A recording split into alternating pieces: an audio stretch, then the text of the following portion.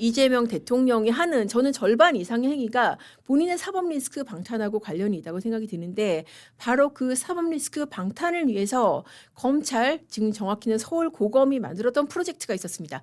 그 프로젝트가 법원에 의해서 꺾인 그런 사건을 하나 다뤄드리겠습니다.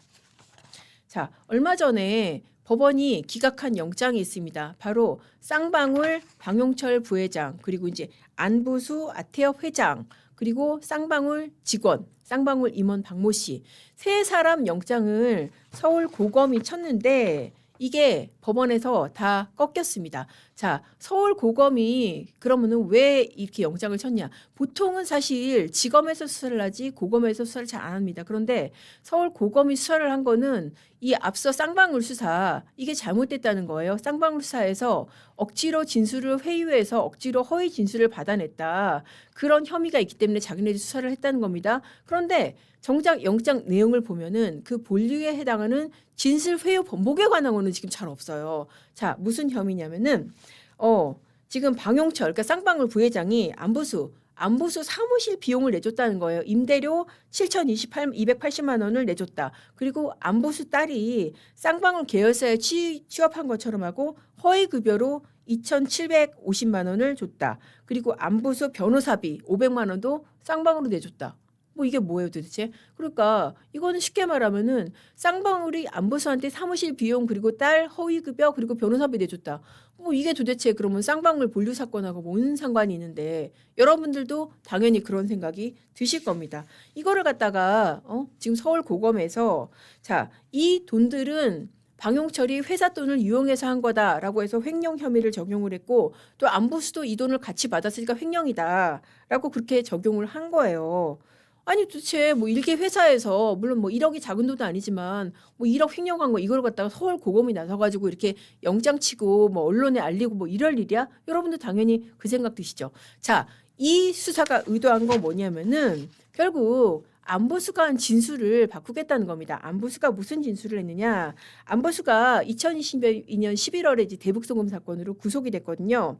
자, 이 사람이 진술을 바꿨다는 겁니다. 처음에는 이화영 재판에 출석해서 이 대북 송금하고 경기도와의 관련성에 대해서 나 잘 몰라요. 그렇게 진술을 했었는데 3개월 뒤 재판에서 이 방북 비용에 대해서 굉장히 중요한 진술을 했다는 겁니다. 기존 입장과 다르게 뭐라고 그랬냐면은 이재명 경기지사 방북 비용을 쌍방울이 북한에 준 걸 아냐. 그러니까 이 사람이 거기에 대해서 그거 원래 북측에서 그 500만 달러 달라고 그랬는데 좀 깎아달라고 그래서 300만 달러인가 200만 달러로 깎았을걸요. 저는 그렇게 북한 사람한테 들었어요. 라고 그런 진술을 했다는 겁니다. 자, 그러니까 어떻습니까? 이게 이 진술이 이재명 입장에서는 너무나 위협적인 그런 스모킹건이 된 거예요. 자, 우리가 대북 송금 800만 달러라고 하죠. 800만 달러가 500만 달러는 스마트폰 비용, 그리고 300만 달러는 이 이재명 지사, 당시 지사 방북 비용 그렇게 되잖아요. 이 300만 달러가 어떻게 보면은 안보수의 입에서도 상당 부분 나왔다는 겁니다. 그러니까 지금 서울고검이 겨눈 게 당신 이렇게 말 바꾼 거 쌍방울한테 돈 받고 그런 거 아니야? 쌍방울한테 사무실 비용 받고 그리고 당신 딸내미 월급 허위로 받고 그렇게 해서 이게 거짓 진술한 거 아니야? 그러고 지금 영장을 친 겁니다. 자, 이렇게 해서 영장을 쳤으면 뭐를 입증을 해야 돼요? 돈을 받고 진술을 바꿨다. 이거를 입증해야 되는 거 아니에요? 근데 정작 영장에는 어떻게 적혔냐? 이게 제대로 안 적혔다는 겁니다. 그러니까 이 본류가 뭐예요? 진술 증언 번복이잖아요. 그거에 대해서 제대로 안 들어갔다는 겁니다. 자, 그래서 뭐라고 적혔냐면 영장에 진술 증언에 영향을 미치려는 의도 뭐 이런 식으로 막 굉장히 모호하게 담겼고 구체적으로 그러면은 이거 받고 말 어떻게 바꿨는지 그건 없다는 거예요. 그리고 영장에 혐의가 어떻게 적시가 되어 있냐면은 왜 구속을 해야 되는지 이렇게 적시가 되어 있냐면은 안 회장의 진술과 증언이 이것도 웃겨요. 사실에 부합하는지 여부를 떠나. 그러니까 아니 그 안보수가 그 법정 증언한 게 뭐 진짜인지 아닌지는 모르겠는데 아무튼 이게 재판에 영향을 미칠 의도 같아요. 이게 도대체 말입니까 방금입니까? 영장을 치면서도 이게 진술 조작이다, 허위 진술이다. 자기네들도 확신이 없다는 거예요. 아니 이렇게 써놓고 어떻게 법원에 영장을 내달라고 그래요? 말이 안 되죠. 근데 아무튼 우리는 잘 모르겠는데 이게 좀 진술이 이상해. 그리고 얘가 보니까는 회사 돈을 삥땅 쳐가지고 이렇게 쌍방울 해서 돈을 땡겨가지고 이 사람한테 준 것 같아. 이러고 영장을 친 거고요. 더 기가 막힌 것은 이 쌍방울 임원 이 박모 씨의 혐의인데 뭐냐면은 술을 가지고 들어갔다. 이게 소주를 물인 척하고 가지고 들어갔다는 거예요. 그렇게 해가지고 위계 공무집행 방해를 했다는 것입니다. 기가 막히죠. 쌍방울 이사 박모 씨 혐의가 그거예요. 술을 물인 척 속여서 가지고 청사 안에 들어갔다. 그리고 그 술하고 연어회를 뭐로 샀다? 쌍방울 법인카드로 샀다. 그래서 술을 몰래 가지고 들어간 게 위계 공무집행 방해고 그리고 쌍방울 법인카드로 산 게 무슨 부분이다? 이게 배임이라는 거예요. 왜 너 법카로 왜 그런 거 사? 18,000원. 그 돈이 얼마인지 아세요? 18,000원. 18,000원 배임이라고 지금 이렇게 영장을 친 겁니다. 자, 이거 사실 18,000원. 저는 그 사건 생각나던데요. 1,250원짜리 초코파이 사건 생각나는데. 아니, 초코파이는 그래도 먹기라도 했지. 이거는 뭐냐면은 제가 지난 판읽기에도 말씀드렸는데 사실 그 변명 부분 다시 한번 보여주시겠어요? 초코파이는 먹기라도 했지. 이게 이 소주 같은 경우에는 가지고 들어간 흔적이 없다는 거예요. 그러니까 인근 편의점에서 소주 4병을 산 흔적만 있지 이거를 청사 내로 반입했다는 흔적이 없다는 겁니다. 그렇기 때문에 이거를 입증을 못하니까 박상영 검사라든지 이런 사람들은 지금 징계조차도 못 취하는 거예요. 왜냐하면은 술을 가지고 들어간 술을 결제한 시간 그리고 지금 설주환 변호사가 입회한 시간에 차이가 30분밖에 안 나거든요. 그래서 제가 지난 시간에 말씀드렸다는 거 아닙니까?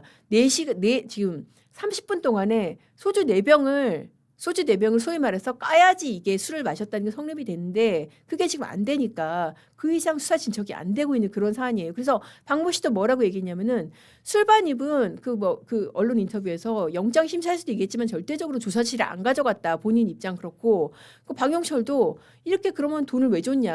안부수한테 왜 이렇게 사무실 비용 대주고 그랬냐. 그냥 인간적인 도리에서 도움을 줬다. 그런 입장인 거고 안부수도 그럼 당신은 왜 받았냐. 아니 내가 받은 건 맞는데 이게 내가 이걸 받았다고 해서 이렇게 말 바꾼 거는 아니다. 전혀 관련이 없다. 그렇게 얘기를 했습니다. 자, 이렇게 해서 영장 심사를 했고 자, 어떻게 됐습니까? 법원이 3명 다 기각을 했어요. 자, 기각 사유를 한번 보시겠습니다. 자, 기각 사유가 다 그거예요. 너네 도대체 이런 영장 왜 쳤니? 저는 그런 내용으로 보입니다. 남세진 부장판사가 기각을 했고 자, 다 이런 거예요. 그러니까 혐의는 뭐 다 일부 뭐 인정이 된다. 이렇게 안보수에 대해서 일정한 주거와 가족관계, 수사 경과, 출석 상황 이런 거 피해 정보 회복됐고 건강 상태 고려하면은 현 단계에서 구속의 사유와 상당성을 인정하기 어렵다. 피해자가 객관적 사실관계는 인정하고 있다. 또 방영철에 대해서도 범죄 혐의 상당 부분이 소명된다. 그런데 뭐 주거, 가족관계 이런 거 고려하면은 구속의 필요와 상당성 인정하기 어렵다. 그리고 이제 위계공직방 이런 거 박모 쌍방울 이사도 일부 범죄 혐의가 소명되지만은 관련 피해는 전부 회복됐다. 피해? 그 18,000원 얘기하는 것 같은데 18,000원 돌려줬다 뭐 이런 건가 봐요. 아무튼 그러니까 법원이 보기에도 자 그래 그래 회사 돈 지금 지원한 것 같아. 근데 뭐 그거 다 너네 압수수색에서 다 증거 확보했잖아. 그리고 뭐 피해도 회복됐고 뭐 일부 다 인정하고 있고 그런데 이거를 갖다가 구속까지 해야 돼? 자, 법원이 가졌던 가장 큰 의문은 그거예요. 아니 도대체 진술 번복 회유라며. 근데 그거와 관련된 거 어디 있어? 다 뭐 회사단 횡령 이런 거네. 이건 뭐라는 겁니까? 별건 수사라는 거예요. 별건 수사는 이거는 형사소송법에서 명백히 금지를 하고 있는 겁니다. 자, 이것도 마찬가지로 사실 나중에 정말 제대로 사법체계가 바로 서면은 이런 식의 영장을 친 것도 저는 이것도 수사를 해야 된다고 봅니다. 이건 명백한 별건 수사예요. 아니, 지금 만약에 이 영장이 법원에 의해서 꺾이지 않고 영장이 일부라도 나왔으면은 어떻게 됐을까요? 자, 안부수나 방영철 구속됩니다. 구속돼가지고 정말 구속되면은 사회적으로는 어떻게 보면 사망 선고 상태가 되는 거예요. 사회하고 완전히 단절이 되는 거잖아요. 그러면 이 사람들이 정말 공포심과 억울함과 이런 것 때문에 이화영 같은 경우에 그렇잖아요. 처음에 자백했다가 나중에 다 뒤집었잖아요. 이런 식으로 기존의 진술을 또 뒤집을 수가 있습니다. 자, 그렇게 되면은 이런 민주당이나 이렇게 민주당과 정말 밀접하게 연관된 것으로 보이는 지금 현재의 검찰 어떻게 하겠습니까? 않습니까? 자, 보세요. 안부수가 쌍방울 돈 받고 허위 진술했습니다. 이 허위 진술을 바탕으로 검찰이 기소를 했습니다. 자, 이 기소를 바탕으로 이화영이 유죄가 확정이 됐습니다. 그러니까 어떻게 한다? 이화영 재심 신청하고, 그리고 이화영 위해서 그러겠어요? 누굴 위해서 그러겠어요? 지금 재판 중단된 이재명 대통령 뭐 하겠어요? 공소 취소하려고. 만약에 이번에 영장이 나왔으면은 아마 100% 저는 이재명 공소 취소 프로젝트로 시동을 걸어서 진행을 했을 거란 생각이 듭니다. 그런데 어떻게 했다? 법원이 꺾었다. 자, 법원이 때로는 정말 용기가 없고 비겁하고 사건을 피하고 서로 폭탄 돌리게 하고, 그렇지만은 또 어떻게 이렇게 정말 양심 있고 소신 있는 그런 판사들이 있습니다. 그래서 아닌 건 아니다라고. 사실 법적으로는 너무나 당연하게 이런 영장을 나오면 안 되는 영장이에요. 근데 사실 우리가 혹시나 하잖아요. 또 워낙에 이상한 결정들이 많이 나오니까. 근데 이번에는 정말 용기를 내서 아닌 건 아니다라고 그어준 영장이다. 그래서 어떻게 보면은 서울고검 원래 수사도 안 하고 여기는 그냥 감찰을 하거나 항고 사건 다뤘는데, 여기서 야심차게 추진을 했던 이재명 무죄 내지는 면소 프로젝트가 어떻게 됐다? 법원에 의해서 막혔다. 자, 그렇게 정리를 할 수가 있겠습니다. 물론 막혔다고 해서 여기서 끝나지는 않을 거예요. 아마 계속 2차, 3차 계속 시도를 할 겁니다. 그래서 제가 그때마다 꼭 지켜보고 여러분들한테 소식 전해드리겠습니다.